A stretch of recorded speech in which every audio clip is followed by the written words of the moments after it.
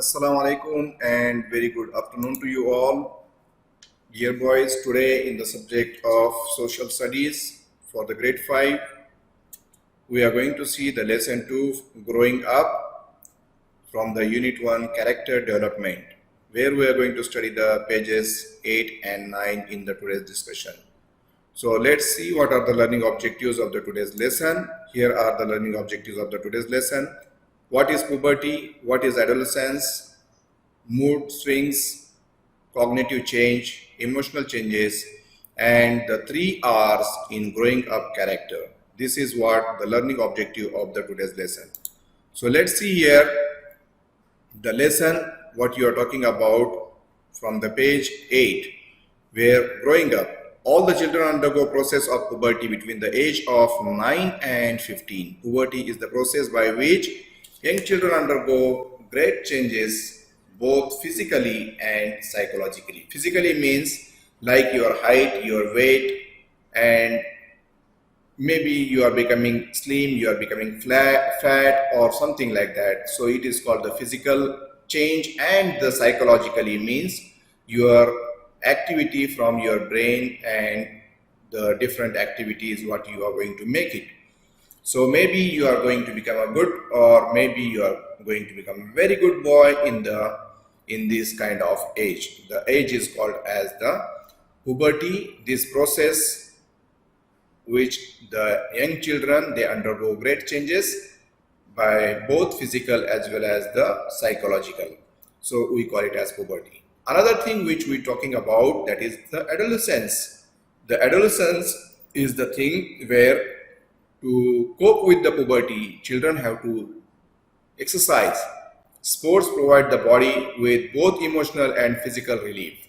If you are doing the sports, then your both emotional as well as physical development of your body will take place. And between the ages of 9 and 15, a child feels that he is in between two stages.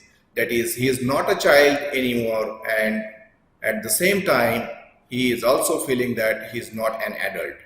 So, refer to this as the age of adolescence, where he is not a child and he is not an adult. So, that age, between the age of 9 and 15, we call it as the adolescence age. Another thing that is about the mood of the person, mood swings. How does it swing? So during the adolescence, many children face mood swings. That is the feeling that shift and change quickly, whereby the person appears to have a disturbed mood. Cognitive and emotional changes are also common at this stage of where you are finding the mood that is of not the good mood. So here you can see that a cognitive change is related to the way a person thinks. It is a part of the process of thought whereby a child starts analyzing and understanding information in more mature manner. Means he is becoming more and more with the good thinking. He is growing up. Okay, so that kind of change we call it as the cognitive change. The next is about the emotional changes. Emotional changes, as you know about the emotions of the different person, that is the feeling of the person. So emotional changes reflect the feelings of a child, and feelings also grow up the child.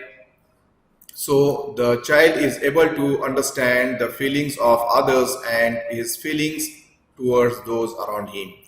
The 3 R's in growing up's character, grown-up's character is to be grown up, you have to be responsible for your actions, and look at the chart below where you are finding the 3 different R's, that is being responsible, doing the right thing, and respecting yourself. So this is from the page 9.